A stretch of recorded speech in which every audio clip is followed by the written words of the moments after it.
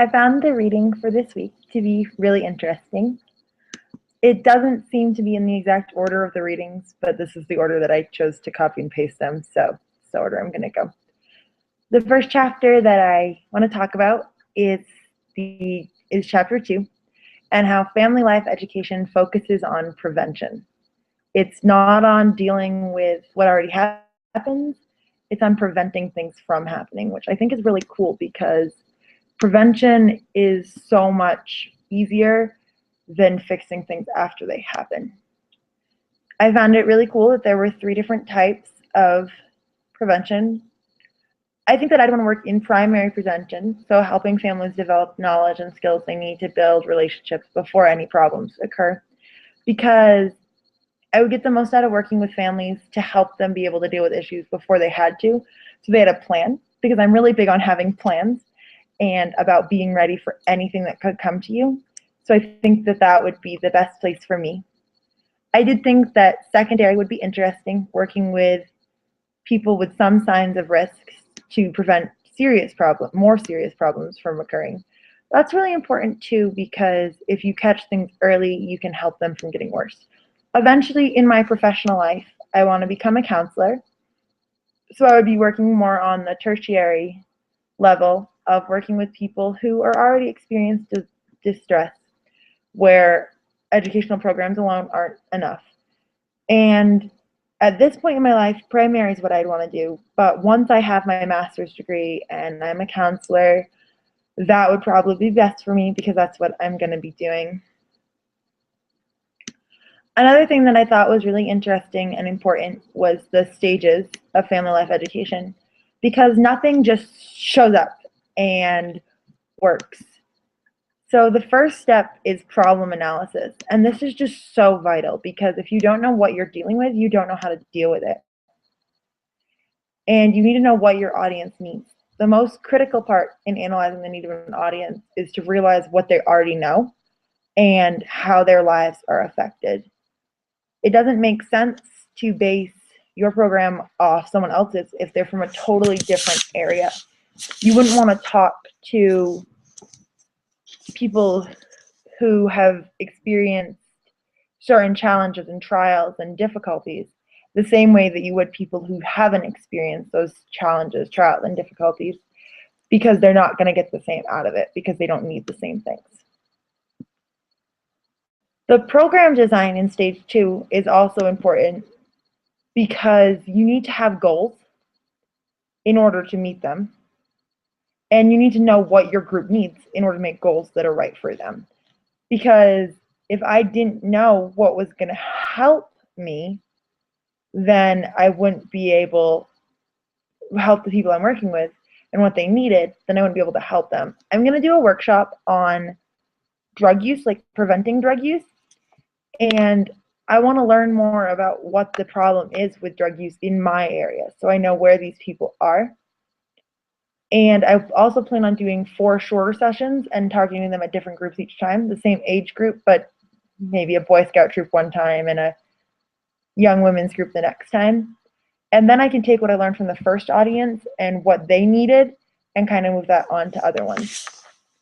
Testing is also important because when you're on a more large scale, and even on a smaller scale, you need to test it to make sure it's going to work. You wouldn't just go drive a car if it had never been tested in the factory because you can't trust it. It's the same thing with programs. The next chapter I'd like to talk about is chapter 16 on marketing. I found this really helpful because we're going to have to find participants for our workshops, and that's a very daunting idea to me. But it was nice to read about it and to learn that the biggest way to get it is word of mouth. And that's just so important that you talk to people and try to get other people onto it. And that you make sure, that you're promoting your group, your workshop to the right people. Because I wouldn't want to promote a group on teenage drug use to parents of newborns because that's not going to apply to them as much. When I used to work for a telephone line where we called and asked alumni of the other university I was at for donations. And I learned that timing was also everything. If we called them during dinner time, they didn't want to talk to us. If we called them late at night, they didn't want to talk to us. We have to target our timing towards our audience. I also love the idea of partnerships because I'm doing alcohol. I want to try to see if there's a Mothers Against Drunk Driving in my area and try to work with them.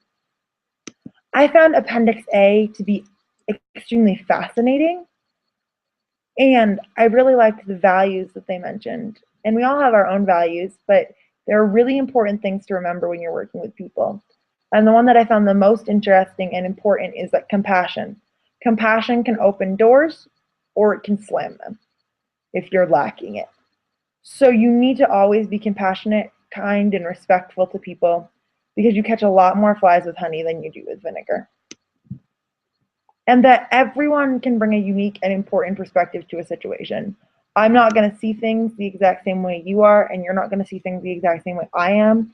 And that's great, and that's important, and we need to honor that, respect that, and even encourage that because it's going to help our participants to get more out of our programs. Chapter 18, where it talked about improving the practice of family education, was important, especially talking about like making it professional, because I don't really want to listen to someone who doesn't know what they're talking about or doesn't have anything to back up what they're talking about.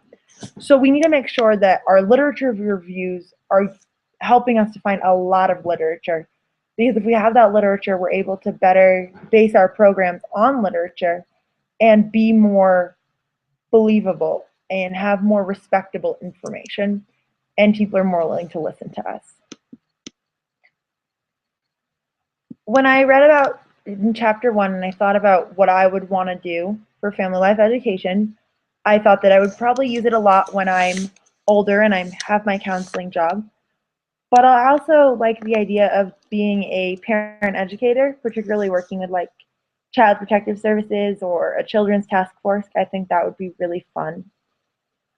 I'm a really open-minded person and I'm very positive. So I think that that would help me to take family life education to the underserved populations because I easily make connections with people and I'm a good listener and I'm really grateful for those strengths and I think they would help me there.